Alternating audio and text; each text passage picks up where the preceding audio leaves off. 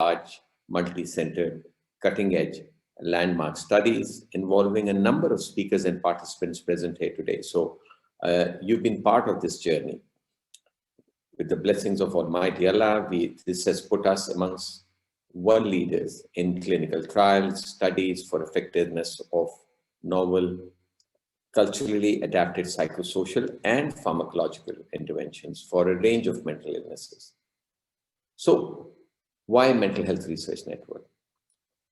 The mission is actually to improve the management of mental health specifically, but not limited to severe mental illnesses only. And this is through a closer connection between research, practice, and policy. This is about capacity building, training, and providing an infrastructure and platform where experts like you all meet and discuss concepts, ideas, and to build evidence that can facilitate informed decision-making by the policymakers. Now, this platform will provide us opportunities for pooling our strengths, our resources, and applying for joint funding applications and conducting large-scale multi-center studies across Pakistan, along with the help, collaboration, and partnership with colleagues from across the world. Now, this is in keeping in line with the United Nations Sustainable Development Goals, Goal 17, which calls for greater collaboration amongst the health and academia, social enterprises, government and non-government sectors, voluntary agencies, and the community to better understand, to prevent and manage and treat mental health problems. I think this platform will also serve the purpose of working together. We are open and very keen to hearing from you the ideas, opportunities, and the current facilities that our institutes, your institutes, departments, universities have across the country for doing this world-leading studies. Thank you so very much. I'm really excited and looking forward to hearing from all of you. So with this, now I have the pleasure of inviting our special guest, the Vice Chancellor of Khyber Medical University, Professor Ziaul Haq.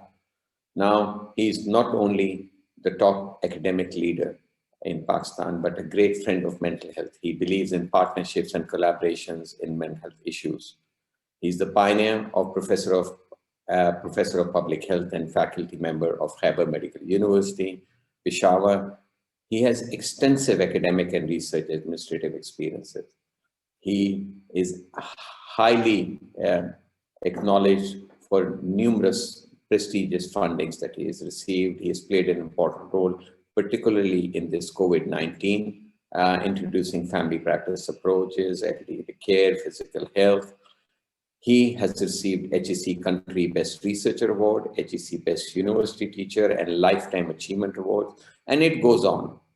It really is a pleasure to be able to work and be guided by Professor Ziaul Haq and to have him as a member of a core research team family.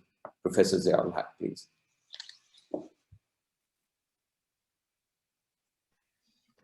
Sir, he's joining just now. He is in a second. He's with us now, sir. Professor Ziaul Haq. So I've done your introduction. If we can, would you like to start your talk? Can you hear me, Professor Saab?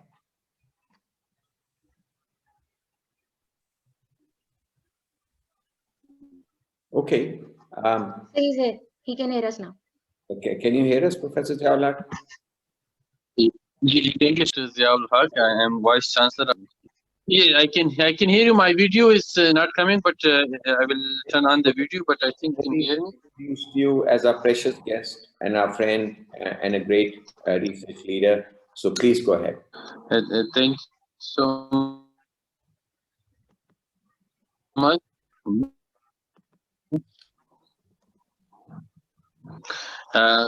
Thank you.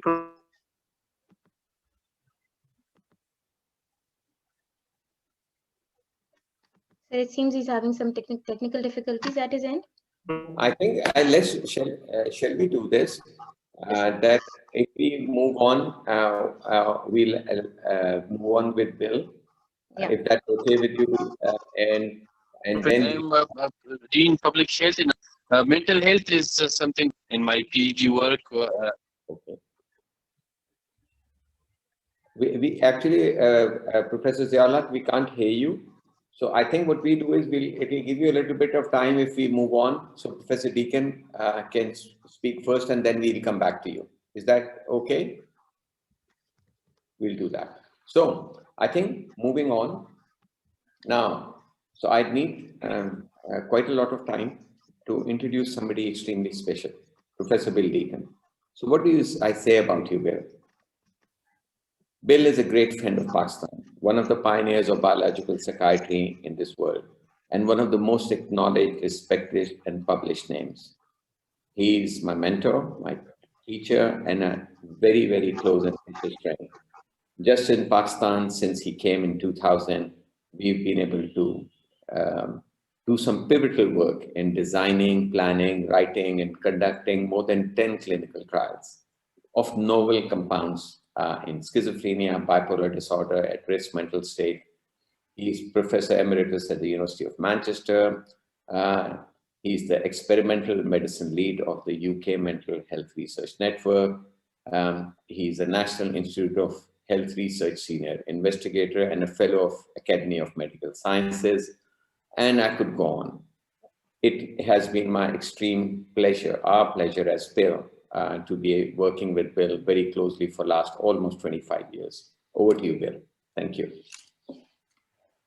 Well, thank you very much indeed, Imran, for those warm words, and I reciprocate them completely. We go back a long way, and it's a pleasure to see how fruitful our collaboration has been over the last 25 years, and it continues to gather momentum.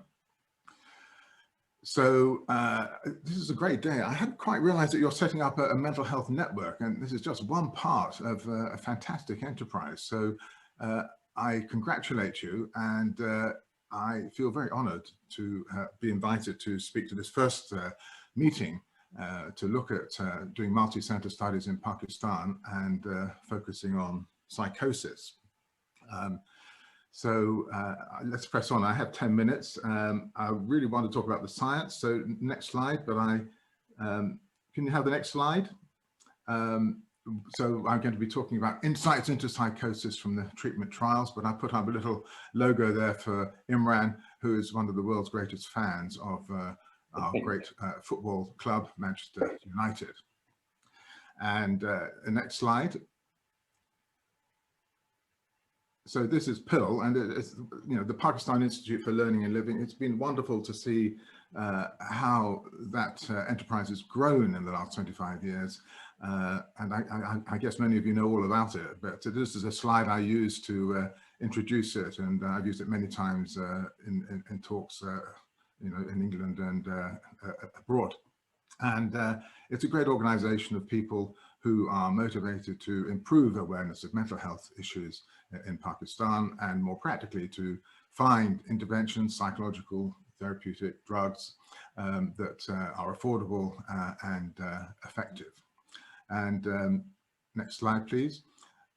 This shows my good friends Imran on the left there and Nusrat Hussain on the right, organizing things. A pill study, probably the minocycline study that we carried out. This is an antibiotic with anti-inflammatory action. So we've been very interested in testing the idea that inflammation may be important in the pathogenesis of schizophrenia. So that's a study we published, and there are my two long-standing friends that I have known for many years. So next slide. Next slide, please. Okay, here we go. So the studies we do, they are aimed at trying to find effective treatment, especially where existing drugs might have actions that are relevant to schizophrenia. So for me, in addition to testing the possibility that there may be efficacy, there's always a hypothesis behind it, and clinical trials are one way of testing specific ideas about what we think is wrong in schizophrenia. And the very early study that Imran mentioned, it was a pleasure to supervise him all those years ago in the UK. And the hypothesis there was to try and understand how clozapine has this unique ability to treat treatments, especially negative symptoms, where all other drugs have failed. And there were lots of ideas around at that time about 5-HT receptors and that sort of thing. So Imran devised and carried out a study in the UK in which he added the drug cyproheptadine, which has potent 5-HT actions, serotonin actions, that we thought it shares with clozapine, and therefore if we added it to haloperidol, we could turn it into clozapine. And Imran showed that it improved cognitive function strikingly, but didn't have much effect on negative symptoms. So I can't go through these in detail. Amoxapine, that's an antidepressant drug. And Khatij Kapoor, who now is a very senior person at the Institute of Psychiatry in London, and ourselves carried out this study because it's an antidepressant drug, which, like cyproheptadine, has potent 5-HT actions and some dopamine actions, which in theory ought to make it an antipsychotic. And that's what we showed. This antidepressant drug has antipsychotic effects when compared head-to-head with haloperidol. So that's very interesting from the scientific point of view. More recently, here are 4 studies that we have carried out. And the driving hypothesis here, and for much of today, is that schizophrenia involves some kind of neuroinflammatory process affecting glial cells in the brain and interfering with neurotransmission. And that if this is right, then drugs that we think calm down neuroinflammation ought to be effective. And so this is the minocycline study that I mentioned previously. It gave a signal. The great benefit of that study was to give us proof of concept to do a much bigger study in the UK.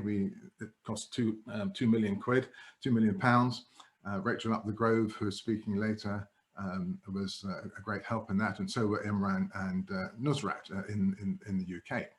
And it was very successful, a study in 200 patients, but it didn't work. And that's an important result because it indicates that we don't need to do any more studies of minocycline in patients with acute schizophrenia as a whole. But it doesn't kill the neuroinflammation hypothesis. It has very specific actions, and other anti-inflammatories could work. And it may be that inflammation is very important as you develop schizophrenia. And so in the transition to schizophrenia, much interest and a lot of evidence that that's what takes you into being psychotic from an at-risk mental state. And we're going to hear from Inti Qureshi briefly about the NIAB study, which is looking at whether minocycline alone or in combination with omega-3 fatty acids can reduce the risk of developing psychosis in an incredible, huge study that's just being analyzed now in Pakistan. And we've looked at other drugs which have anti-inflammatory actions, including simvastatin and ondansetron. Again, we gave them singly and in combination, and we're just preparing some interesting results for publication at the moment. What I wanted to get to is the methotrexate study, which is the most recent study that we've carried out and published. If I can have the next slide. Next slide, please. So this is from the publication. It just came out at the end of last year. It's a randomized clinical trial of methotrexate. And the fact that the drug was helpful has given us some very interesting ideas, scientific ideas about what may be going on in inflammation and schizophrenia. So methotrexate, as you all know, is a drug that's used in cancer chemotherapy at high doses. So it's a pretty toxic drug, and we were quite concerned about using it. But what many people don't know who are not rheumatologists is that methotrexate at low dose is standard treatment, first-line treatment for rheumatoid arthritis in secondary care. And so rheumatologists are quite used to treating people with methotrexate with careful monitoring. and we found also that it was perfectly safe and tolerable as it is in rheumatoid arthritis. So here we see patients who are on their standard treatment, and the blue line is the people who had placebo. This is all placebo controlled, and the red line is the people that had weekly doses. Methotrexate is given once a week, and these are people with schizophrenia on existing treatment. So antipsychotics they've had the benefit of that. So we're looking for benefits on top of that, which is quite a tough call. And that's always the handicap with novel agents, that they're tested out in add-on studies, which is quite a tough call. But you can see, I think, fairly clearly that the improvement in the red line on the left goes from 18 to 11. So that's a 7-point improvement on the PANSS scale, as compared to about a 4-point improvement in those taking the placebo add-on. And it's a sizable study. I think we had about 50 in each group, and the differences are clearly statistically significant. And what is more profound, I think, is that we were not expecting an effect on positive symptoms. We thought that the negative symptoms there on the right, that maybe inflammation was more important on negative symptoms. They're kind of more organic, the social withdrawal, the self-neglect and so on. It has that feeling of brain damage, whereas hearing voices and having delusions, it doesn't seem to connect, a priori with an idea of neuropathology. So we thought at most we would see an effect on negative symptoms. But in fact, I remember getting the spreadsheet. I have a slide of the spreadsheet that we got from the statistician showing this effect on positive symptoms, which was very striking. And so that made us think hard about what might be going on. Next slide. Next slide. So we thought, okay, what do we know about how methotrexate works in rheumatoid arthritis? There's a lot of evidence that it's all to do with the balance of inflammatory cells in the brain. So the cellular response to immune challenge are these thymus-derived cells, Th17 cells, for example. There are many varieties of them, but they're all inflammatory cells. But there has to be a control system, and that's mediated by these regulatory T cells, the Treg cells in green on the right. And in rheumatoid and many autoimmune diseases, there's evidence that the Treg cells are not functioning very well. And so the balance on that seesaw is towards autoimmunity and an overactive immune system that doesn't stop being active when infections disappear, for example, that's uncontrolled and starts attacking cells in the body. And methotrexate has been shown, and we understand the molecular mechanisms, which I won't go into, but it restores Treg cell function so that the cells become more active and start to take control again of the immune response. So simplistic reasoning, maybe in schizophrenia and psychosis, there is something like that going on, that there is impaired Treg control of CNS immune mechanisms involving glial cells in the brain, maybe directly neurons as well. We know that Treg cells can regulate astroglial and microglial cells because some of them live in the CSF and in the lymphatic system of the brain and in the meninges, where they control inflammatory processes. So next slide. Next slide. So we know, and I know that Rachel up the grove will talk about this, but there's plenty of evidence that systemically in the periphery, there's evidence for systemic immune dysfunction in schizophrenia. So skipping through it fairly quickly, we know that having schizophrenia increases your risk of having other autoimmune disorders. We know that measuring inflammatory markers in the blood consistently show increases in some markers. And also we know that schizophrenia is associated, and this is a real public health issue, that there are, they have a 10-year shortening of their life expectancy. We don't fully understand what that is. They have metabolic problems like obesity, diabetes, and cardiovascular disease. And all of these things are associated with inflammation. And indeed, there have been recent studies of low-dose methotrexate, of all things, in people with atherosclerosis and cardiovascular disease. serology, lots of studies of measuring antibodies in the blood to see what people with schizophrenia have been exposed to. And there's no one thing, I think that's safe to say, although some people believe that toxoplasma is an important cause, cytomegalovirus and a whole bunch of other ones. And you might expect this if the immune system is not being regulated properly. And the immune system is known to be important in successful completion of pregnancy as well. So I'll just add on to that list. Many people are interested in this. One idea that we have is that maybe this all comes about because there is some fundamental, not 100% knockout of T cell control, but a subtle dysregulation of the T cells that allow all these things to happen. So I think this is my last slide. Last slide, next slide. So what are the opportunities for multi-center studies in Pakistan? I think we can address in a very effective and fast and replicable way issues like what is a mechanism of transition from risk to psychosis? Are there subtypes of schizophrenia? And one particularly important one is the good outcome. So people with first episode psychosis, a good proportion, never have another episode. How are they different from people who develop chronicity? And what is the nature of treatment resistance, which again is a significant problem in schizophrenia? And are there indeed immune subtypes that we can target anti-immune therapies on? Maybe the minocycline would work if we could define an immune subtype of schizophrenia. And this is something that Rachel Up the Grove is leading us on. What are the mechanisms of the chronic in health, and what are the adverse effects of long-term medication? So the sorts of things I think that the opportunities are for multi-center recruitment that speeds things up, guarantees that the results are replicable, in intervention studies with biological add-on markers. What are the possibilities for a minimum clinical data set in a national research registry? What are the blood markers that we can use, and what are the brain biomarkers that we can use? There are a number that the network can help with. There's no doubt about that, and I'm looking forward to hearing about that in the next presentations. So that's me. Thank you very much indeed.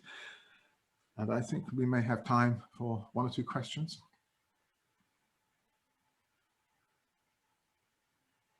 Thank you. Thank you so much, Professor Pitt. Thank you. Thank you very much, Bill. So I think we go back to where we were earlier.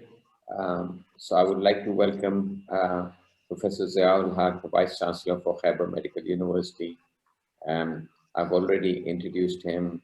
He's been an amazing academic, inspiration, leader, friend of mental health, and great partner and collaborator to work with on mental health issues. And his CV is endless, and I've told you about it. So Professor Ziaul Haq, it's really a pleasure to have you. Over to you.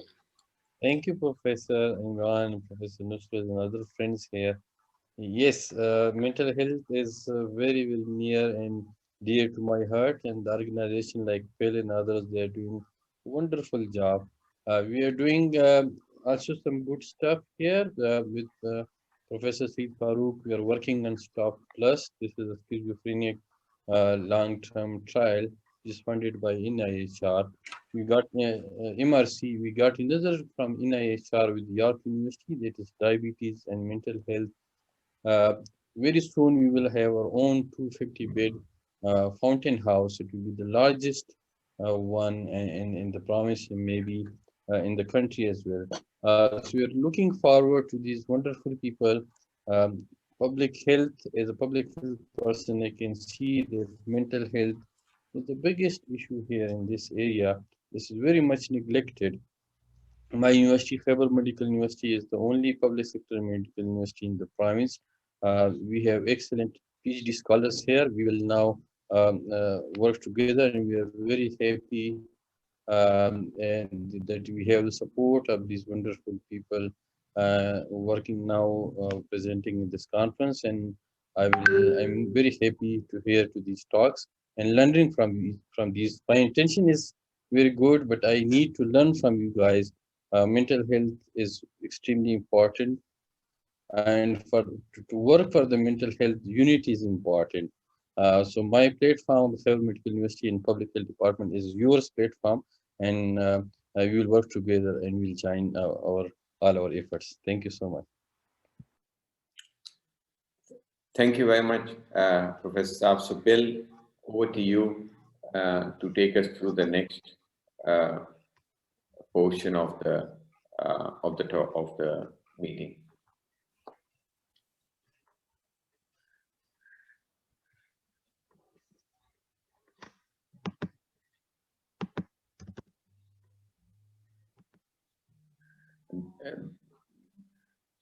Can you hear us, Bill?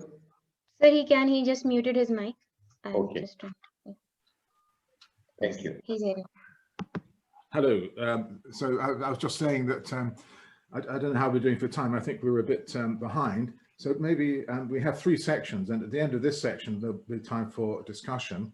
And we have 2 speakers from Pakistan, and then Rachel up the Grove, and then perhaps we can have a general discussion then, depending on how time is going. So it's a pleasure to introduce Professor Zainab Zadeh, who, as you can see, is the head of division in child and adolescent mental health at the Pakistan Institute of Living and Learning. I always call it learning and living. So sorry about that. Zainab, thank you very much. Hello and assalamu alaikum to everyone. Thank you very much for introducing me. And earlier, I also used to call it learning and living rather than living and learning. So we're all learning in this process. So I think living comes first and then learning maybe. Yeah. So it's been enlightening to hear a lot from different speakers so far. And the ideas that have been introduced with reference to the studies related to psychosis and other issues related to this area in the field. So far, we've been referring to biological factors related to it. As a clinical psychologist, I would like to raise this issue for discussion, that how we do screening or the instruments which are being used for diagnosis or neuropsychological assessment. So to begin with, what is the status of these instruments or the usage of these instruments with reference to neuropsychological assessment in Pakistan? How a clinical practitioner, especially a mental health professional, a clinical psychologist is making use of it, implication of it, a little bit talking about that first. In my practice, what I've observed in different institutions that I've worked, or the services that I've been offering, the routine practice that I've observed is that most of us, especially clinical psychologists, we make use of projective tests a lot, especially human figure drawing test or a house tree person test for assessing psychological issues, at times IQ as well, which I'm not sure how sure we are about the norms and psychometric properties of the test. Other tests that are being used for neurological assessments are tests related to paper pencil tests. So most of us in our practice are not either, we are aware and not using it, or we are not aware and not using it. So the test in practice, especially for measurement of cognitive abilities, cognitive functioning, memory, neurological assessment, the usual tests that we are using are either projective, or if objective tests we are using are like Waze, Whisk, CARS, MCHAT for different neuropsychological issues. But again, I'm not sure about, are these tests standardized in our country or not? So I can hardly name any indigenously developed test, or the norms that have been developed over the period of time. We're not sure about the reliability and validity, and the norms that are being developed, are those to be generalized all over the Pakistan, or it's related to the specific place in Pakistan? So the question is there, the instruments for screening, let it be objective or projective tests that we are using, are those tests standardized? Are the psychometric properties of those tests useful for our country or not? That's again a big area, an important area to be explored. And maybe a lot of research could come from that place. First of all, maybe assessing what we have in ground and what's available in the field, and how practitioners are making use of those neuropsychological assessments. And do we need to build on those tests to have better understanding of the issues that we want to screen, or the tests that we are using in our clinical trials? When I joined Pakistan Institute of Living and Learning, I learned about different tests that are being used in their clinical trials and the researches that have been conducted through this platform. CANTAB, COG states related tests, those were computerized automated neurological assessment instruments that were being used. Those are, yes, good instruments to be used, but again, we need to conduct a lot of research in this area as well to develop norms and standardize these instruments for our population, and be sure in how neurological assessment could improve in Pakistan and for the different clinical trials that we're making use of. But that was, again, an important information for all clinical psychologists, that these are also the tests available. And other than the tests that we are using in our practice, there are other, this is another variety which is available for us to make use of. So that's good information, useful information, which requires a lot of research and practice and could be used in our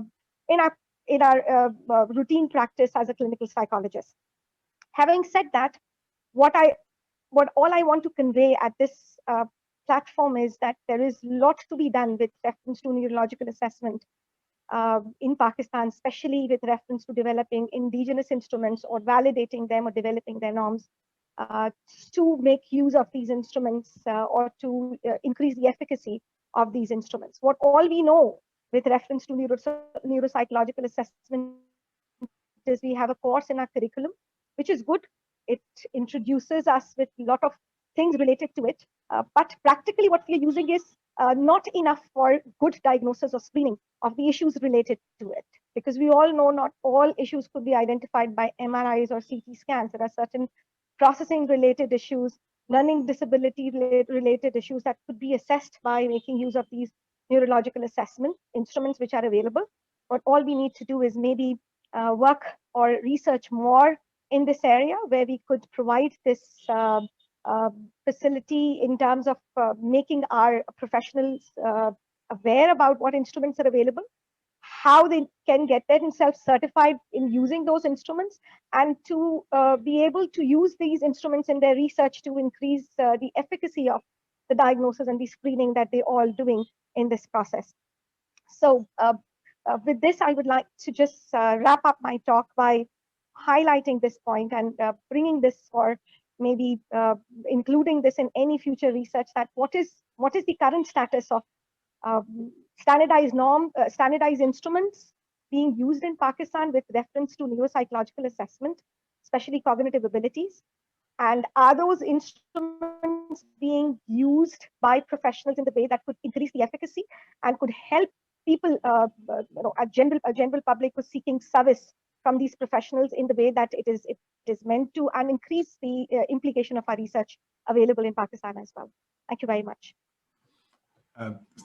Thank you very much indeed. Can you hear me? Yeah, okay. Thank you very much. Great. You make vitally important points, if I can just comment. And the idea that biological psychiatry can do without clinical psychology is ridiculous. I think, it's absolutely vital that we can measure things, psychological phenomena. That's what we're trying to explain and understand. And so I think you're carving out a job for yourself to ensure that we have standardized and effective measures. And so best of luck with that. Maybe we can come back and discuss that at the end of this section. We do have a few minutes, actually. We're not doing too badly.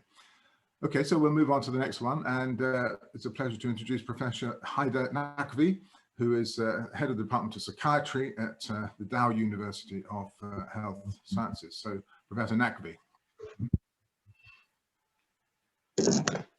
I'm happy to be here, to be part of this group. It's like very exciting to be part of this initiative. As Professor Dinkin pointed out, on the recent treatment, the use of methotrexate, immune response. I mean, it's important to continue to strive and work. Otherwise, we fall back into this therapeutic nihilism that nothing can be done.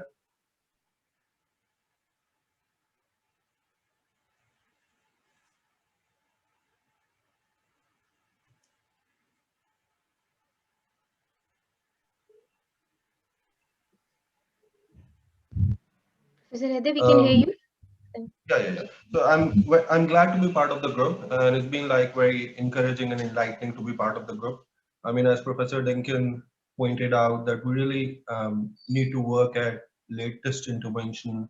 The mortality is like the life expectancy has gone down 10 years because of the metabolic syndrome and other conditions that are associated with the new atypical antipsychotic. So looking forward into the future and finding new therapies and remedies is most important. Um, it's important that we keep striving. Otherwise, we fall back into this nihilism, therapeutic nihilism, that nothing can be done. I think that's the worst thing to be in, especially in a developed country. I mean, we're a recipient of a lot of intervention, trials, and newer remedies that come up. But being a partner in the process is most important.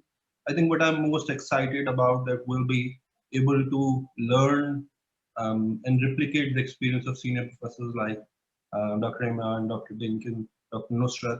And I'm more keen that we learn and our junior faculty get the right mentorship in critical thinking, formulation a question, pilot studies, and then going on to win grants, that they're involved in an equal partner in the cutting edge research. Biology is the same all over the world, so whatever works would be equally useful for everyone. And yes, as part of Dow is one of the oldest and prestigious institutions, not only in the city but in the country. And we're lucky to have Dr. Imran and Dr. Nusrat as an alumni, and they're also visiting professors. But I'm more keen so that we learn in terms of critical thinking, research design, and especially project management. Um, how do you go about designing a question and doing a feasibility study so that it comes to a point where it's reviewed by panel of experts and it's one of the interventions that are being tested. If we don't do that, then we fall back into this hopelessness that nothing works and the regular therapy or treatment as usual is the best bet we have, while data clearly speaks that we're doing more harm than doing good. So it's important to be part of this network, and I think that's the way that we should be looking forward to, so that we're more active in terms of helping our patients.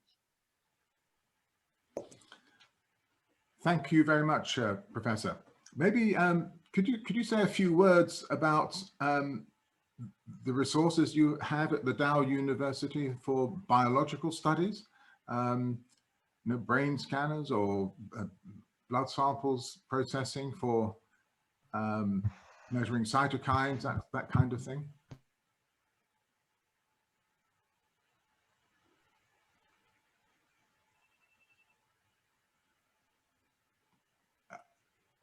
Yes, Dow, we have, it's a university hospital. I mean, psychiatry is part of a university tertiary care setup. It's affiliated with the civil hospital. That's a public sector hospital. Roughly around, we see 10,000 patients in a year. And we have a 40-bedded unit. And it's associated with all the other specialties. So we have basic science support. So we can collaborate with colleagues. Minus 20 freezer is there. Dow has a very elaborate laboratory system. The satellite laboratory centers are all over the city. If we do sampling, then the sample can be stored at a satellite center and it can be shipped to multidisciplinary lab where we have experts in at the same place. The basic scientists are also there, clinicians are also there. And we also have the logistics system to connect all the centers in the city to a central place. The Dow Medical College at the Dow University Hospital is the center of it. So the infrastructure and the technical support is there. And I think it's important that once we conceptualize a question, and the clinical support and participants recruitment would not be an issue because of the services and the manpower that we have. So hopefully we will be able to contribute to the question and recruit the participants and whatever biological investigation needs to be done. So that can be supported at University Tertiary Care Hospital. I hope I've answered your question, though. Yeah, no, that's great. It would be good to catalog this. I think one thing the network could do is to catalog what laboratory facilities they have and what neuroimaging is possible as well. It's, you know, it's not crucial. We can do a lot with basic science. It doesn't have to be the latest scanners. A lot can be done, but I know you have, you know, across Pakistan, great facilities, you know, for scanning and PET scanning and genetics. So all of this is possible, but it would be good to know what's available in setting up the network. So thank you very much for that. By the way, if people have questions, could you write them in the chat section? If you hit the little tag there that says chat, you can write a question, and Imran and I will keep an eye on that and ask any questions that come up. Okay, so we are back to the UK and to Birmingham, where my excellent colleague, Professor Rachel Upwood-Grove works. We collaborate together, and she was a massive help in running our clinical trial of minocycline, recruited a huge number of people, very involved in the early intervention services. And well, I could bang on a great length about Rachel, but it's much better that you hear what she's got to say. So Rachel, over to you. Thank you. So first of all, to say thank you so much for the invitation to come and meet with you and talk with you on such a momentous day. I think the idea of a mental health research network in Pakistan is an amazing initiative and really, really important, not just for science and for Pakistan, but actually for the international community, and it's something that could really, really benefit the field as a whole. So I'm really honoured to be able to talk to you on such a day, and really pleased to see some of my mentors and my really sort of influential people such as Bill and Nusrat and Imran all together in this space, and I'm really pleased to be able to talk to you a little bit about some of the work that we've been doing recently, which stems from Bill's talk and some of the challenges we realised in the conclusion of the Benjamin study on minocycline in schizophrenia, and some of the things that we might need to tackle if we were going to continue the fruitful task of trying to characterise and understand immune dysfunction in psychosis. So that's what I'm going to talk about for just a moment or two. So next slide, please. So I'm particularly interested in the next couple of minutes talking about the innate immune system. So cytokines such as IL-6, which we know is one of the most sort of important bandmasters of innate immunity. When I was at medical school, and I think similar to other people, we used to be taught that the innate and the adaptive immune system were absolutely separate. But we've realised in more recent years that there's a considerable amount of crosstalk between both arms of the immune system, and cytokines such as IL-6 can be really influential players there. In terms of the brain and potential for psychosis, IL-6 can cross the blood-brain barrier, it can activate microglia. We know that it can lead to increased oxidative stress, and that perhaps there's insufficient defense against this in psychosis. And then IL-6 can influence a number of sort of secondary and downstream pathways that, you know, for many years we know are relevant in terms of schizophrenia, including impact on dopamine and exocytotoxicity. Next slide, please. And there's been a fair amount of evidence which shows that IL-6 is mildly elevated prior to the onset of psychosis, and this sort of gives a hint to it being, you know, that there may be a causal relationship. So this is work from my colleague Golam Kandekar from a few years ago, which showed that IL-6 was elevated in a population-based cohort prior to the onset of psychosis with an increased odds ratio. Next slide, please. And we conducted a systematic review and meta-analysis which showed that IL-6, more so than some other sort of cytokines, was consistently elevated in psychosis patients who were medication naive. So this is one of the confounds that is a real challenge to the field, but in this meta-analysis we showed that there was a fairly good signal for IL-6 and some other cytokines and acute phase proteins like C-reactive protein. but mostly that the stronger signal may be related to IL-6. Next slide, please. And the other investigators have shown that particularly inflammation may be a signal for patients who go on to develop treatment resistance. And those patients who have levels of comorbidity, so comorbid depression. Next. And particularly may be relevant for negative symptoms, which again hints back to the Benjamin study and our focus there on negative symptoms in psychosis. This idea that inflammation, if there is a signal for schizophrenia, might be related to the more poor outcome, deficit, negative symptom profile of patients. Next slide. But there's certainly a number of challenges still to be addressed. So is this association we see actually a causal relationship? And there's a number of steps we need to go down before we can be sure of that.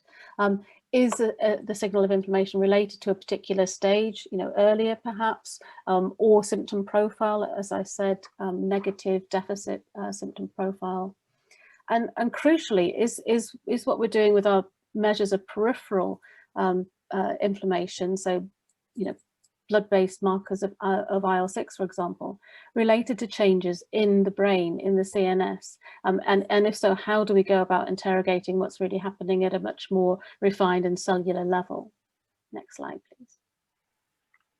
So these questions are really sort of being addressed in this multi-centre study that we launched last year called Pims, so the Psychosis Immune Mechanism Stratified Medicine Study. So we're trying to identify within this study what the symptom profile is that's related to immune dysfunction in psychosis, and whether we can really sort of target therapies to a more stratified patient profile.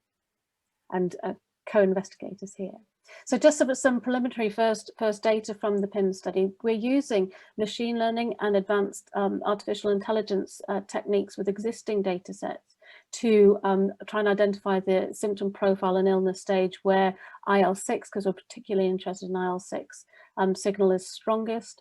So this graph here is the result of a support vector machine learning model where we trained the machine learning to predict elevated IL-6 using just 4 clinical variables. So that this was a result of a number of cross-validation procedures and a test and a training set.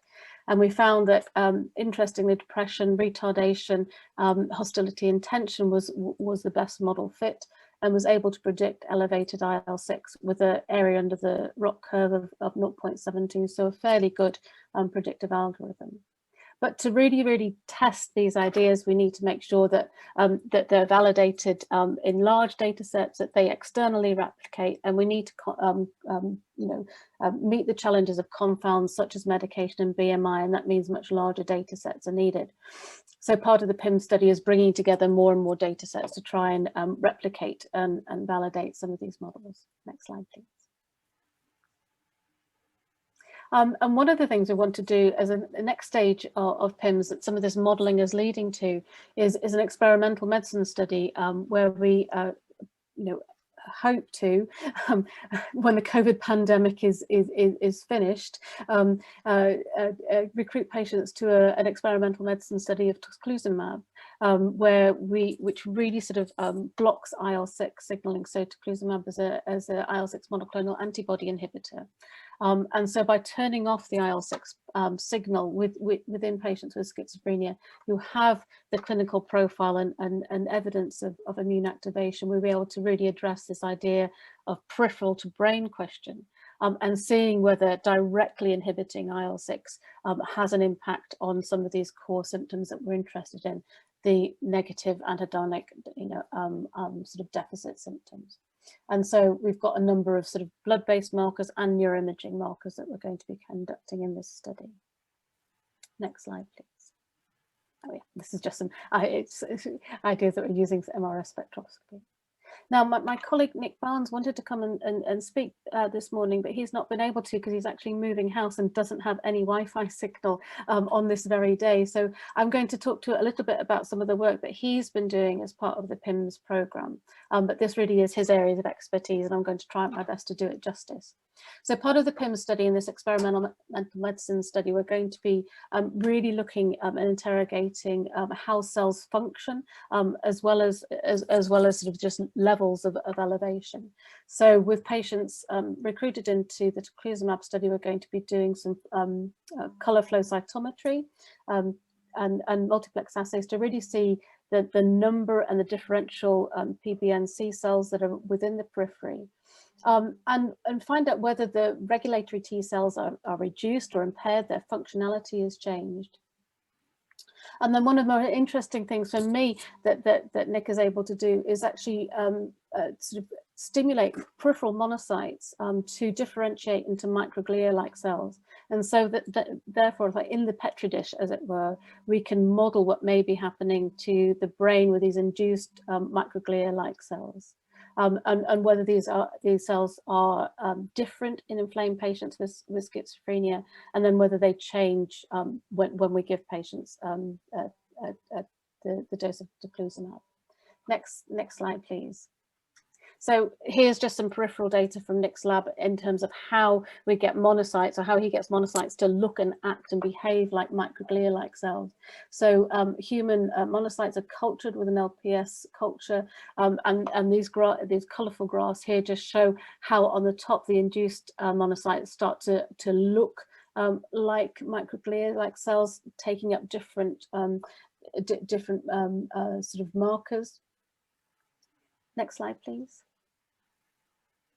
And then how that they behave like more like microglia-like cells. So we see that the induced microglia, monocyte-derived microglia cells, will only sort of phagocytose myelin when they've been exposed to IL-6, or when they've been stimulated by an inflammatory marker, which is really neat for me because it comes back to, again, one of the sort of ideas behind the Benjamin study and minocycline, in that the dendritic loss, the brain changes we see in schizophrenia are directly related to IL-6 and microglia phagocytosis. Next slide, please. And if this works, what we should have here is two videos running side by side. So Samin, if there should be a little arrow at the bottom. If you hover the over here, yes, there we go. So if you press play on this one, and then should be another play on this one. So on the first video that's playing, we see that these are induced microglia-like cells which have been stopped with a product from phagocytosing myelin. But on the control, these are Nick's monocyte-induced microglia cells, which are actually gobbling up myelin. So we're showing that, so in real time, that actually these induced monocyte-derived microglia are actually doing what we think that active microglia are doing within the brain. So just a way of showing that we're going to be able to hopefully address some of these sort of peripheral to brain challenges within the Petri dish as part of the Pims study. Next slide, please. That's great. So that's all really exciting, and we're really sort of pleased to start sharing some of those initial results. But there are huge challenges still to be addressed for the interrogation of immune dysfunction within psychosis. And one of the major challenges for us is that the majority of patients that we see have been exposed to medication, be that antidepressant or antipsychotic medication, and getting medication naive samples is a real challenge, certainly within the NHS. That even though we have a big population in the UK and networks of early intervention services, for example, the number of psychosis patients we need to do this really sort of detailed data science approach is quite large, and we need, in numbers of thousands rather than hundreds. And that's to really to get to the heterogeneity of the symptom profile. But also, what we understand, you know, is schizophrenia can be very different in one person and the other, and they have the heterogeneity of symptoms. We have the heterogeneity of the biology.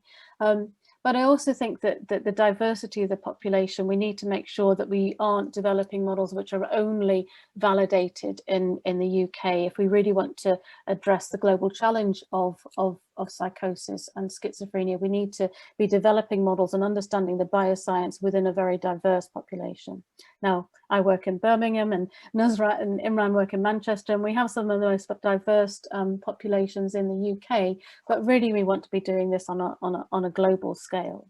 So we learn the lessons, I think, from, you know, perhaps some of the genomic and polygenic risk score data that's coming out in schizophrenia, where PRSs have been developed entirely in white populations, and it's very, very difficult then to translate them into international settings. So I think that the heterogeneity of symptoms, our diversity of population, medication naive samples are real challenges that we ought to be addressing from the start of this type of investigation.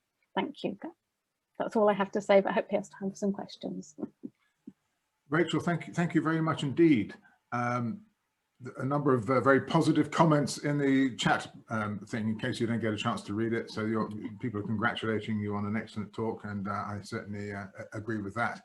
And so we'll have a general discussion session, but you know, if there's anything that comes out of Rachel's talk, then please put your questions up there. Perhaps I'll just comment. I mean, you know, something like this research network in Pakistan is a massive opportunity for really nailing some of these issues, isn't it? Because so many of the studies of cytokines and cells are carried out in small numbers and not properly prospective. And we could do this in the network in Pakistan. And, you know, we've been looking in the group at whether we can do flow cytometry, for example, and it certainly looks like in many centers we could measure regulatory T cells, for example, and the other populations that you mentioned. Whether there's stem cell research going on, I don't know, but I don't know. Anyone have comments about those prospects? Testing the sort of things, the questions that Rachel raises in the network?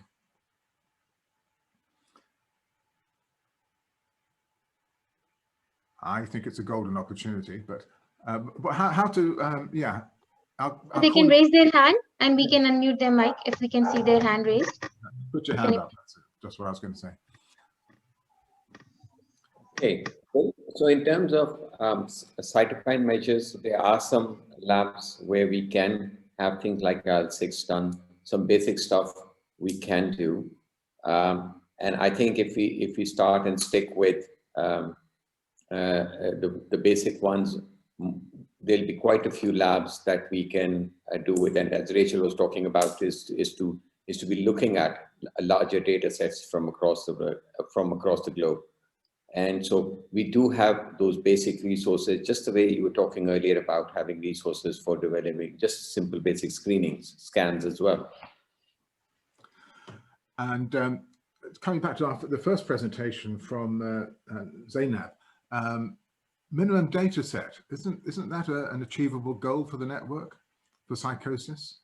An agreement of what measures, what questionnaire measures, what just the basic things that we need, and a large number of people would be quite an achievement. You know, positive symptoms, negative symptoms, cognition, family background, circumstances, and that can be built on as a sort of core scaffolding of basic data that the network gathers on a major scale.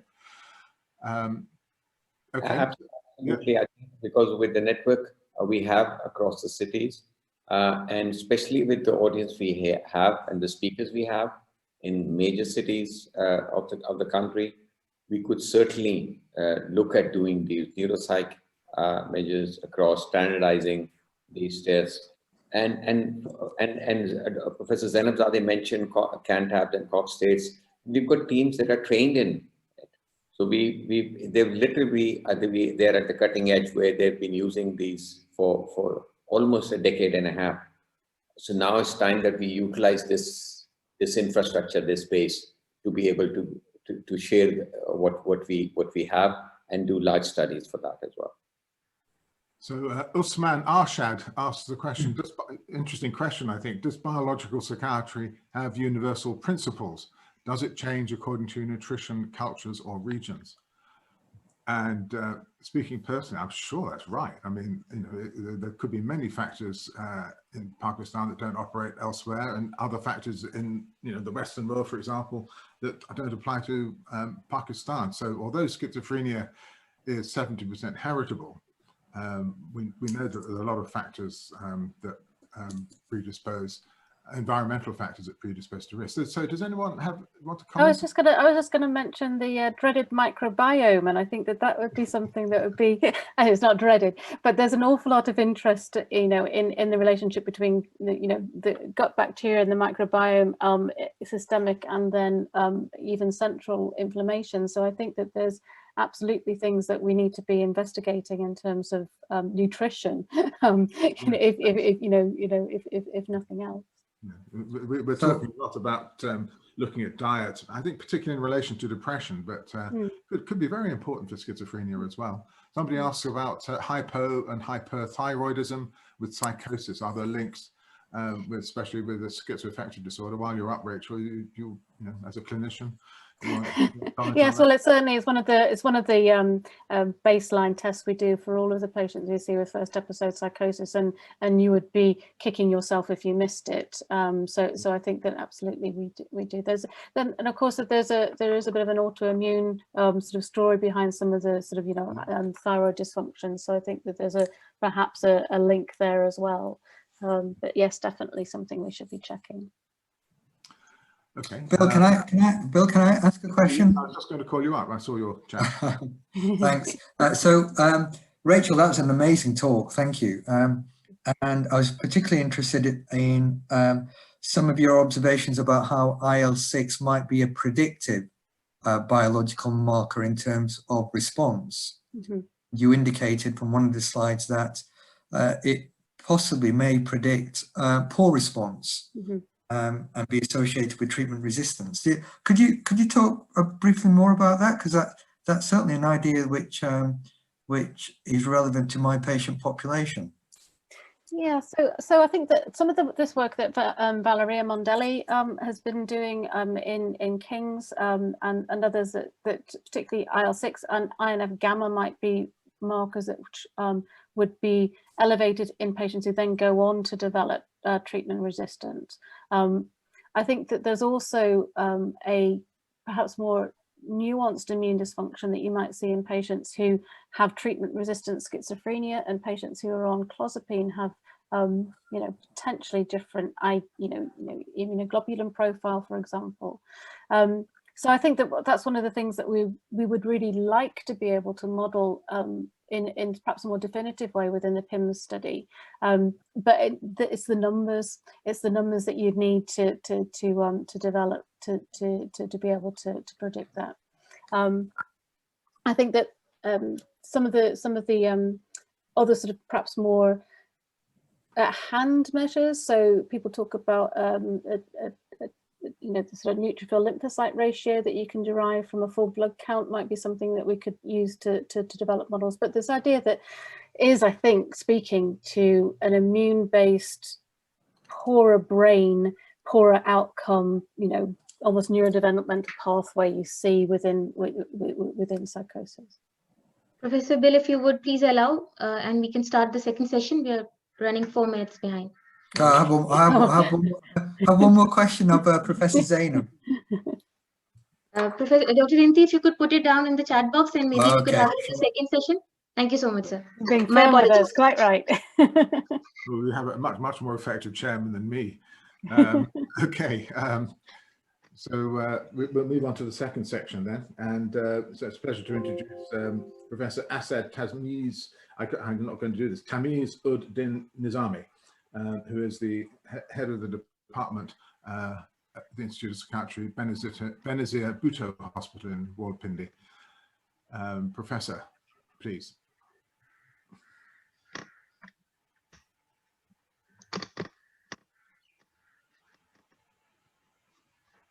Hello.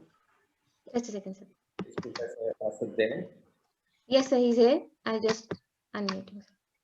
He says, Professor Rashid Tamiz is from the department where Professor Lake Mubashir had set up. So that's a unit we've worked with for many, almost 2 decades. And then Fareed Menas, and now Asad is leading that unit. Hi, good morning to everyone. Possibly good afternoon to a few. It's a pleasure to be here. Actually, I was in another meeting. I jumped out from that e-meeting to this e-meeting. I may jump out again. But pleasure seeing Bill after a long time. So I don't know whether he would recognize or not, but the Institute of Psychiatry has a legacy, as Professor Imran and Professor Nusrat has already alluded to. I think we've been there for ages, and we've been a WHO collaborating center. So with Professor Mubashir and Professor Fareed Menas, I have the responsibility looking after affairs. And it's been a pleasure listening to what Rachel was saying. I catch up with the last bits. Sorry, I couldn't catch up earlier. I think biological psychiatry, it's altogether very innovative. About a couple of years back, thinking about doing something in biological psychiatry was a dream, but now it's quite a reality. And I'm sure Professor Nusrat Imran would recall that a few years back, we did a study on the use of minocycline in first episode psychosis. And that was a very big multi-center trial. And it proved out that, yes, it has a big, good outcome. So I was just listening to last bits of Rachel's presentation, wonderful work on the interleukins and how they can act. So I suppose that now at the moment in Pakistan, especially with the COVID, people have become more alert and people have more options to do work on the biological aspects, because you would have seen that papers are coming out of how COVID has affected different aspects. Now people are looking into absolutely actually what COVID has done, how the coagulation thesis have changed. So the number of things that one can do. I would be very happy to collaborate with Pill. Pill has been with us for almost like since last 10 years. They're stationed within the Institute of Psychiatry. We've been doing a number of collaborative work. Almost 10 of the projects that we had, a number of them got completed, published. We're still in the process of 3 more, which are in line and in process. The Institute of Psychiatry has this legacy of providing excellent services, and then medical education and research has been part and parcel of us. So we are also part of a very huge research consortium with the University of York, Leeds, Dundee, Southampton, and the London School of Health and Hygiene. That's called as IMPACT, where we are linking up UK, India, Bangladesh, and Pakistan. So I was just listening to the last bit of conversation that if we have a huge cohort, we have a huge cohort of something like 2,000 people in all 3 countries. And I think that cohort, we know each and every nitty-gritty about them. So the idea was to rule out mental and physical health together. So that's what is this project called as IMPACT. And I was just wondering that with this huge cohort, because we've got all the details, if at any time the consortium plans to do research, because all of these participants have given consent for that research, and we can always get an ethical approval. So if in case you want to go ahead, because psychosis is one of the elements which is included in that IMPACT program, because we're looking at people who have got severe mental illnesses and how it affects their mental health and the physical health. So psychosis is one element. So we've got a huge cohort of them, and in case we want to go ahead with any kind of study at the Institute of Psychiatry, we have all the channels, we have got all the requirements that one would want to have to do any kind of this study. We've already completed a number of studies on the genetic linkages with people who had psychosis, people who had dementia, and people who had depression. They are being published also. So therefore, I'm saying that it's no more a dream, that if you want to go into the biological markers in Pakistan, there are right places and there are right number of universities which are engaged with us.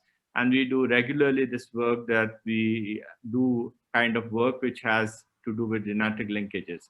So once again, I know the facilitator would be looking at my face that when I would finish, and I think she's allowed me about 5-10 minutes or so. So I'll contain myself within that. But with that, I have my free offer. It's not only, I'm sure a number of my other colleagues are going to link up soon, which forms part of our Pakistan Psychiatry Society. As one of the office bearers, I happen to be the vice president of it also. So we were talking within our colleagues that the PPS will be very happy to work over with PIL for academic reasons, for research reasons. I think that's what is the future for us, because if we stop ourselves and we keep on thinking about the challenges and the difficulties, we will never move. So as I said, that we have all the systems in place. The only idea is to have a vision, to conceive, and to place things in place and move forward. Again, when I talk about the impact program, we got 4 research grants in the 3 years from the NIHR. The reason being was that we did have a trust and we did set a precedence of doing one of the researches, and then with the COVID, we never stopped. We went on innovative methods of doing the surveys online, and that has completed. So, we should not stop ourselves from working for something which is innovative. So with that, I think I once again thank Professor Nusrat, Professor Imran. I see them there, and well, good to see you after a long time. We had you at the Institute of Psychiatry one time, and the other colleagues. We'll be very happy to collaborate. So anytime, feel free to let us know.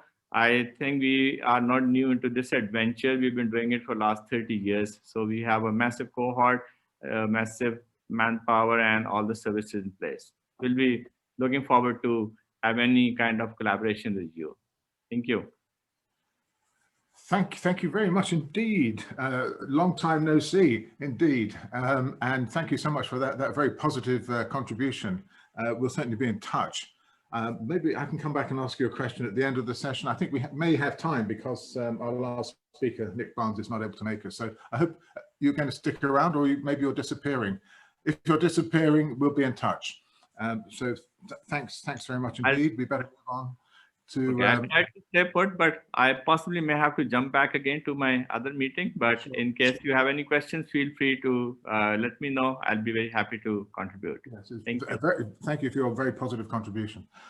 So Dr. Kamba, Head of Associate Professor of Psychiatry at the Department of Behavioral Sciences Services Hospital in Lahore. Samira. Hello, good morning and good afternoon to my colleagues over here. Thank you very much for inviting me to share my views, and it was wonderful to listen to such a great speakers and researchers, a great opportunity for us to learn from you people. We are, our Department of Psychiatry is a 60-bedded unit. We are we are providing services to all kinds of patients. We are seeing all kinds of patients over here, and we are collaborating with PIL organization in few of the researchers.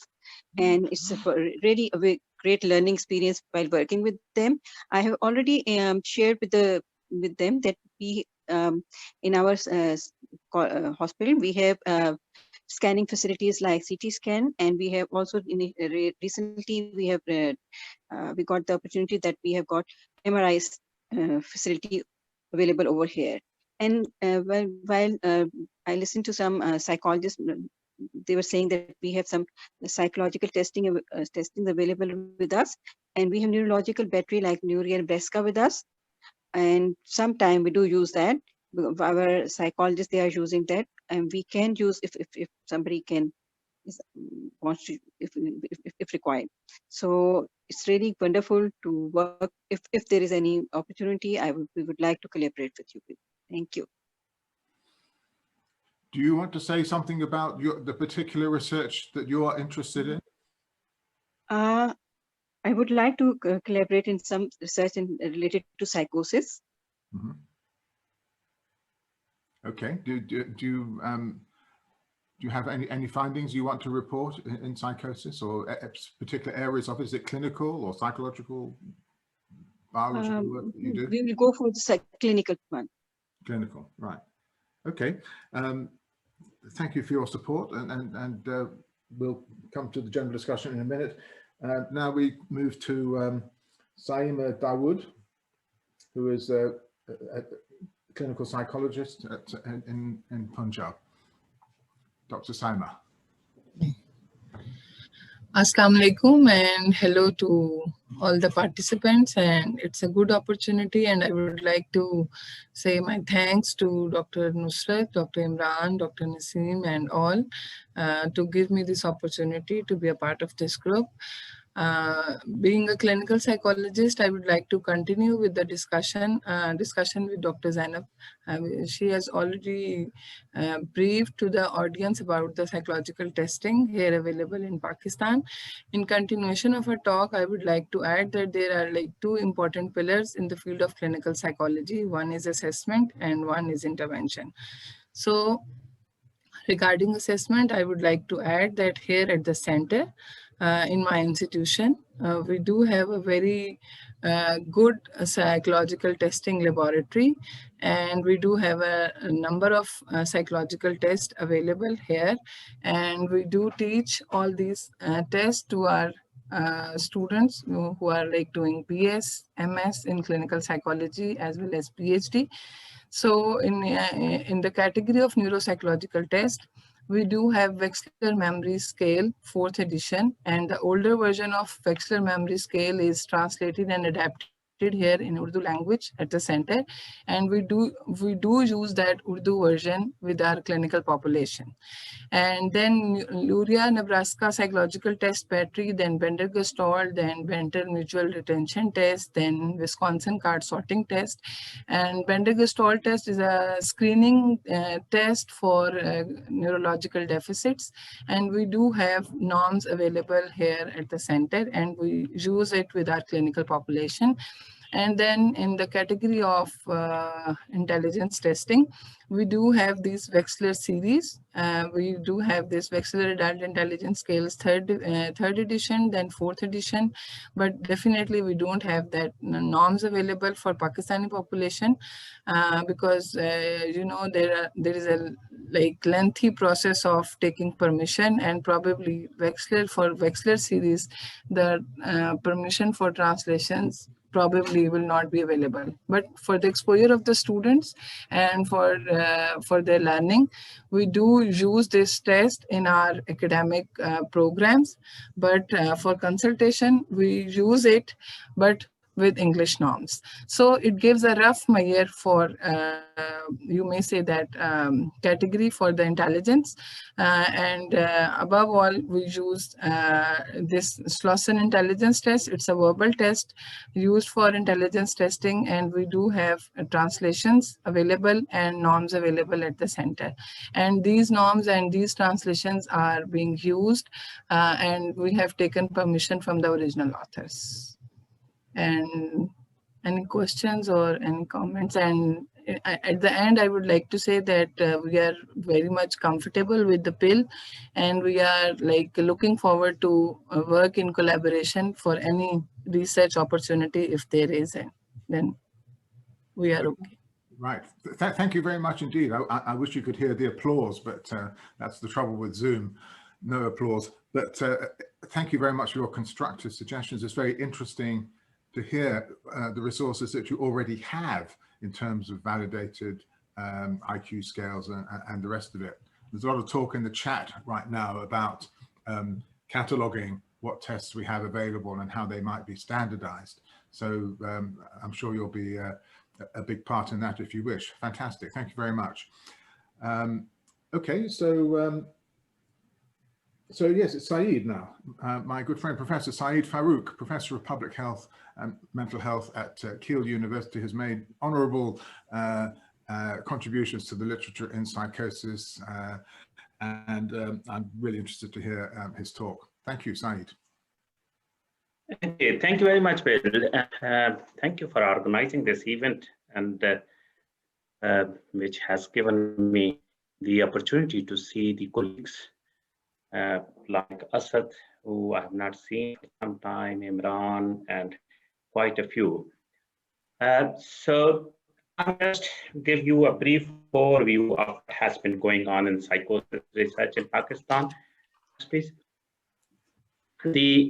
Sorry, I can change the slides, or? Samir will do it. Sir, I'm doing it for you. Samir, next, please. Yes, sir. Yes. Okay. So, all right, this is a teaching hospital in which I worked for almost 15 years. And we did some of the wonderful research on psychosis, which has been published, I would say, in about 100+ papers. Next, please. I would say my claim to fame is this paper which we published in British Journal of Psychiatry about almost 10 years back. Next, please. The paper on stop supervised treatment in our patients for schizophrenia, in which we adopt an approach from tuberculosis research. And then it was such a successful approach that we are now translating it into a community, and this is the study we are currently doing. So STOPS is being scaled up in District Peshawar. We have 24 BHUs, primary healthcare centers, which have been clustered, which have been randomized, and the sample size is 526 for this, and we are comparing the treatment as usual versus the STOPS Plus. The STOPS Plus is an intervention, next please, which you will see on the next slide. It's basically an intervention in which we train the family members. So this is the concept of the intervention. I'm not going into detail. I'll be leaving the slides with those. This has also been, the protocol paper has been published in BMJ open access, and that describes the intervention. Briefly, the intervention comprises of family members trained in supervising and administering the treatment. And along with that, and this is first the psychiatrist supervise the primary care physicians, then supervise the medical technicians. So we are using the primary care facilities for involving and improving the treatment of schizophrenia. This is a unique model. So what we are doing at the same time, we are taking the treatment of psychosis or schizophrenia at the level, at the primary care level. Those of you who are not familiar with Pakistan, practically there is no treatment. Practically, primary care physicians are practically not involved in treatment of psychosis. The things have involved, they do provide treatment for depression or common mental disorders, but it's very unusual for the primary care physicians to have any involvement. So this model will help the primary care physicians, and also it will help to improve the decrease the treatment gap. The treatment gap for schizophrenia is about 69% in Pakistan. So practically almost 70% of the people are not receiving treatment. So this model is being tested next. This is the intervention you can see on the screen. It's being compared on the compared to the treatment as usual. Next, please. Next slide. And so basically we have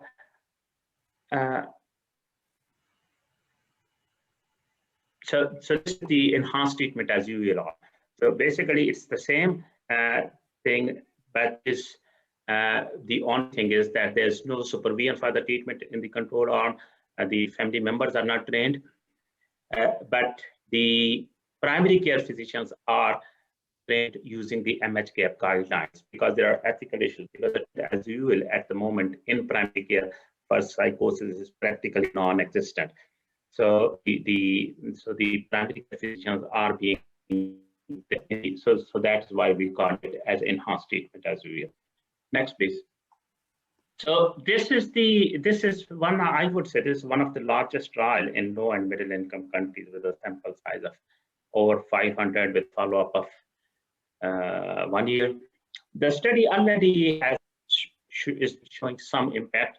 As I said, the STOPS paper is already published in BMJ Open. We also did qualitative studies for developing interventions. They have been submitted. What we noticed with pleasant, is that the primary care staff have started participating in the management of psychosis, and that has had a sort of a diffusion effect. They are now also more involved in treatment of psychiatric disorder. We will see this in the phase 3 trial is complete. We will see how the trial had an impact. So it's basically an implementation study. And we are already in discussion with the Khyber Pakhtunkhwa Health Department, who have acted in principle to provide the antipsychotic treatment at the primary care level center. So study already has started having some impact, because this is almost going on now for almost 3 years, during which we have involved all the stakeholders, the primary care center, DHOs, district health officers, they are all involved in the whole process. So that has already showing some impact. Next, along with that, as I mentioned, there are other studies going on, and we are going to start in April the study which we call the HOPE, which is next. Yeah, HOPE is a new study which is again MRC funded, and it is being it will be intervention development using community engagement, anthropological studies, and qualitative methods. So basically, we'll be having, we're working with the traditional healers, anthropological studies, and then we will develop the intervention along with them, and then we will conduct a feasibility RCT involving primary care and traditional healers. And this study is being done at the episode psychosis. Overall, TP in particular and Peshawar and Delhi Reading Hospital have developed, I would say, a large resources for conducting any studies on psychosis and severe mental illness, both on the treatment sides and on the biological. Especially, I'm excited about the HOPE study, because then we will be seeing completely treatment naive patients. So these studies, I would will open a window of opportunity for doing biological research or any other sort of research in KP and Peshawar. So thank you. This is all what I have to say. Just briefly, while I was listening to your talks, I thought that I added another slide. I think I'll mention that in the discussion. So I'll open the session, open the discussion. Thank you. Okay, that's fantastic work that you do, Saeed. So thank you very much indeed for sharing it with us. A lot of favourable comments in the chat. There is a specific question which we might as well tackle. The question is, this is Samia Shahid, asks, how will the family member be selected if the patient has no insight or not able to identify a family member due to the severity of the illness in schizophrenia?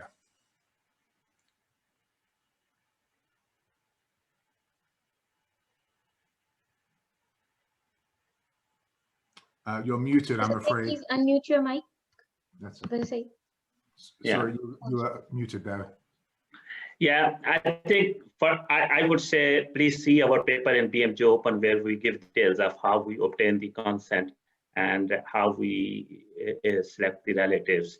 It's quite a lengthy, the details are given in the BMJ paper. Yeah.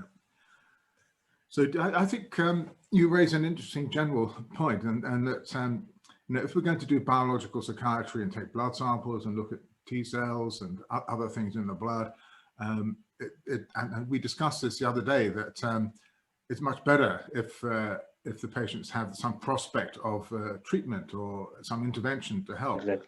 So combining biological measures with an intervention is, of course, ethical and useful and beneficial, but also informative, so that in longitudinal studies one can see how treatment response relates to the biological markers. So I think that's, as a general point, we should be aiming to couple interventions with more biological biomarker measures. Exactly. I think one thing is clear, whatever we do, the patient benefit should be at the top of the agenda, top of the priority. Yes. That could be if we have also already started in our PPI work involving the patients in service users. So we need to have that as a integral part of our research. And also, the patient shouldn't, we don't like, at least we don't have passive defense. And they are actively there should be active participation and also some defense.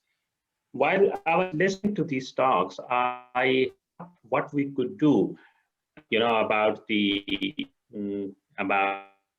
researchers. So what way forward is a pool of questions, which has then identify a question, and we need to prioritize the treatment studies, like clozapine, metabolic syndrome, inflammation as a life course, under pilot and feasibility, identify and mentor career researchers in basic sciences and work with them. So that is good. That's my thinking listening to the talks.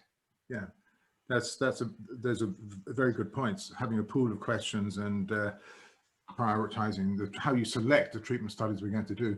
Does anyone else want to make any general comments at this stage about how we work together? What questions are? Imran. So there was there's a very interesting notion or suggestion from one of the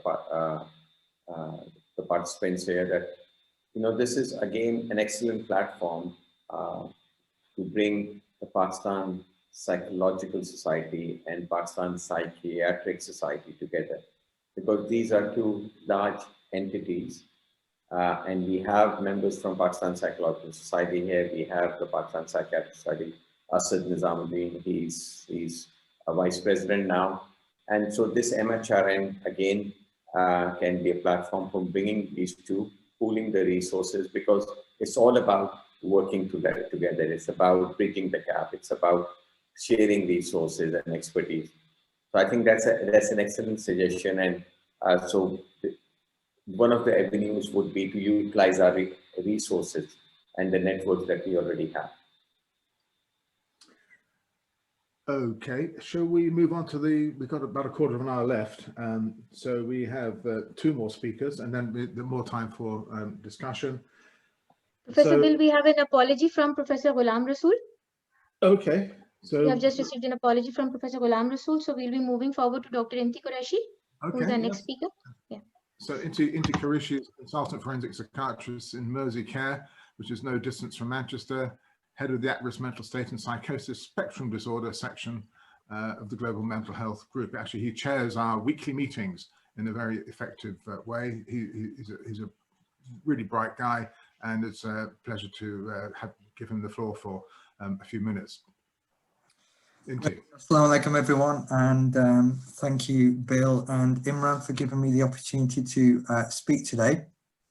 Understand I've only got a few minutes, and I want to talk about my experience and the excellent work undertaken by my esteemed colleagues in Pakistan, people like Amir Bucks, Professor Chowdhury, Tayeba Kiran, who I'm not sure is on the call. And this neatly follows on from Rachel's talk, Professor Upthegurov's talk on really what can we do to help people who are at high risk of developing psychosis from crossing that threshold. So this is one study that was undertaken in Pakistan, which I'm going to spend a few minutes talking about. Less focusing on the outcome from the study, but more about the learning and what we can learn as a group about some of the challenges about undertaking a drug trial in Pakistan. So next slide, please. So this is a study I'm going to talk about. Maybe in the chat box, people can tell me what NAYAB actually means. So although my parents are Pakistani origin, whenever I ask them to tell me what NIAB means, I get various adjectives, rare, unobtainable, etc., etc. So it was really helpful for me as a chief investigator to realize what NIAB actually means. So NIAB was an incredible study, and it really is testament to what can be done in a so-called low and middle income country. And it's provided an amazing platform to build on this study. So what are the outcomes? Well, it's trained a huge cohort of research assistants in undertaking screening assessments in psychosis. It's identified what can be done in terms of engaging the general population in research. So finding people who are at high risk of developing psychosis is very challenging. And this study demonstrated to the funders, I think when we come to publish the results in the main outcome paper, will, I think, break down some of the, frankly, unhelpful beliefs that there are amongst some in more established research institutions, that drug trials in lower middle income countries can't be done, or the results are somehow not very reliable. And our platform within PIL, I think, provides an opportunity to challenge some of those unhelpful assumptions. So the primary aim of the NIAB study was to select a large group of people who were at high risk of developing psychosis, and then randomly assign them to either minocycline or omega-3. And you'll have heard from Rachel's excellent talk about some of the inflammatory processes that are thought to contribute to developing psychosis. And minocycline and omega-3 are widely available medications which have anti-inflammatory properties. Next slide, please. So this is a draft flowchart, the consult diagram, and it's a bit of a busy slide. So I'm going to spend a few minutes just talking about some of the take-home messages. The first one is the large number of people who were screened. I mean, 8,525 potential participants were screened. I mean, that's the size of the town that I live in, which is remarkable. And of those, we eventually randomized 326. And to put that into perspective, that's the largest cohort study of an at-risk mental state in a lower middle income country. And I think it's the second largest cohort undertaken worldwide. And again, that's testament to the excellent work undertaken in Pakistan. So the study was undertaken in Lahore, Karachi, and Rawalpindi. So multi-centre study undertaken in Pakistan, and we randomized the participants into 4 groups and followed them up for a year. And I think the important point is when I talk about this study with my colleagues in UK, they're concerned about research governance. They're concerned about monitoring of adverse effects. They're concerned about randomization and blinding and unmasking. And as the chief investigator for this study, I can say that all those research governance processes that we have to meet in the UK are, can be met in Pakistan. We have robust randomization and blinding processes. We closely monitor for adverse effects, and I can reassure the audience that adverse effects from our study were minimal. And in fact, we found omega-3 and minocycline to be tolerable. So that's a very important finding. There were very few dropouts. So I think the take-home message is when we put our mind to it and we develop an ambitious multi-centre RCT. We can persuade a funding body to fund it. We can deliver it, and our outcomes and our findings, I think, will be generalizable globally. So in terms of a global mental health research program that Imran and Nusrat and everybody else in this webinar is trying to achieve, I can only draw upon my experience as a chief investigator and say that a multi-centre RCT can be done using repurposed drugs, and I'm hoping that we can develop and share from this learning for future feasibility and pilot studies. One of the things we weren't able to do, and I'm hoping Imran, Nusrat and Bill can maybe think about this as an outcome, we weren't able to undertake blood sampling. So what we were hoping to do in the protocol was everybody who was randomized, we would take blood samples to look at some of the things Rachel was talking about inflammatory markers. Now, in the final analysis, that wasn't doable. We also had a discussion about brain imaging. So when we were thinking about what our assessment measures would be, we were very excited about imaging, but when we came to write our protocol, we felt that actually that would probably be a step too far. So I know I've gone over my 5 minutes and I apologize. Happy to take questions. Thank you very much. Thank you very much indeed, Inti. I agree with you about the NIAB study. I mean, that was a massive achievement. Can you say something about just the practicality of it? I mean, how did you find the 10,000 people to approach? What were the criteria for that? How did that happen? So, I'm hoping maybe Amir and Taiba are on the call, but essentially one of the challenges was there are no early intervention services at the time in Pakistan.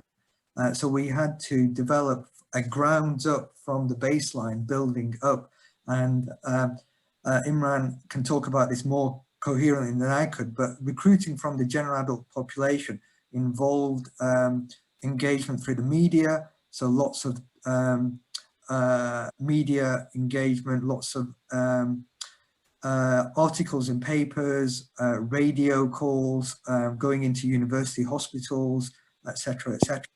And that was one of the challenges that the funder came back to us as when we came to put in our application. The question, a very important question, is how are you going to find these very difficult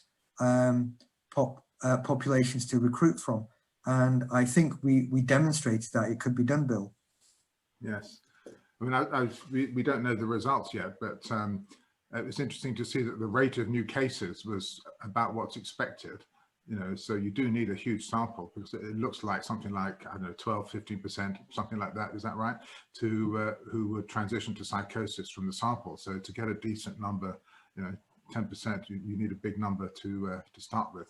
But it's so our preliminary results are very much, as you say, Bill, in keeping with the published research. So again, you know, it shows that our early research, I don't want to let the cat out of the bag, because it's currently being analysed, but our transition rates are very much in keeping with the current published research literature on transition in high-income countries. So Nusrat just said that help seeking individuals from primary care was helpful in the recruitment. Okay, we're going to have to wrap up. We have 5 minutes, and I know Rachel's got to go. What should we just have a minute or two on general points, and then just quickly. So yes, Inti is right. So the challenge, my heart was sinking. Remember, I'm an early intervention man. And having done that for 14 years of my stay in England, and you know what, hats off to the team there, absolutely amazing. So there was this massive public awareness campaign. Now, since it works in a holistic way, so we also took it as a public awareness exercise, mental health awareness, promotion, journal sessions, and recruiting from the community. And they were week after week after week, they would go into towns, villages, remote areas, and do sessions and look for help-seeking individuals and start screening them. And yes, large governmental hospitals as well, talking to people, going to the large hospital, looking at their relations, families, picking up from there. So I think it helped us to develop an infrastructure that, despite not really having early intervention services, state-of-the-art ones that I'm used to working in, we were still able to recruit these mammoth numbers. So it's doable. It's having that will to go and having the team, the organization, the network, and that's what it's all about, the networking, to be able to pool these resources. Okay. Any questions that people want to say? There's just lots of praise for the meeting in the chat line.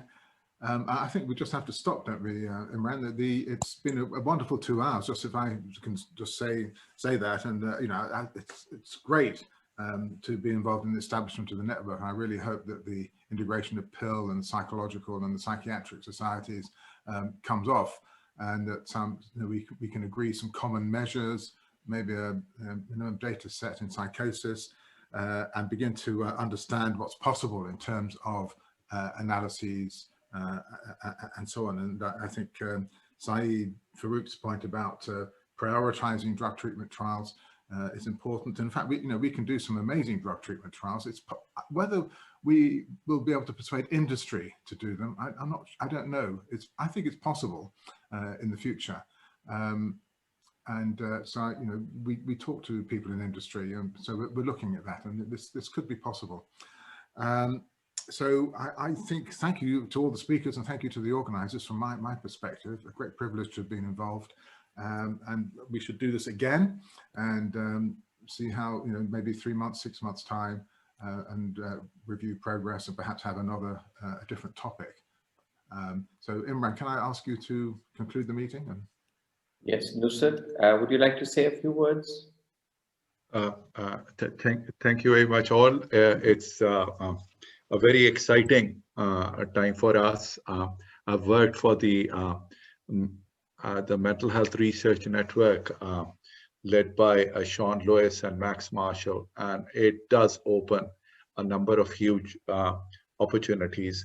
We are very grateful for all the people, you know, colleagues from across Pakistan, and we have been receiving a lot of support over the years. All these trials would not have been possible without their support. So back to you, Imran. Excellent. I think so. The journey and the dream we have, which shared by PIL, led by Naseem Chaudhry, Nusrat from University of Manchester, Bill from Manchester, myself, is to develop this mental health research network. So this is our first step, and I think it's been, yes, we've been doing the work, but now it's go to the next stage, to do things much bigger, open the doors and collaborate more. So for me, it's the beginning of this fabulous journey. Looking forward, God willing, inshallah, to doing far larger studies and be in the front runners of this.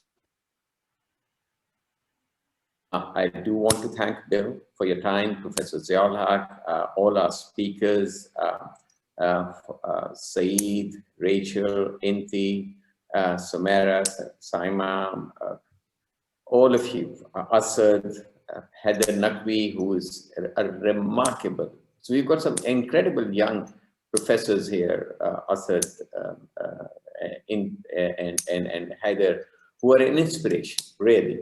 So, and these are the people for the next generation. We hope that they'll be carrying the baton to move things forward. We are always there to facilitate and to support.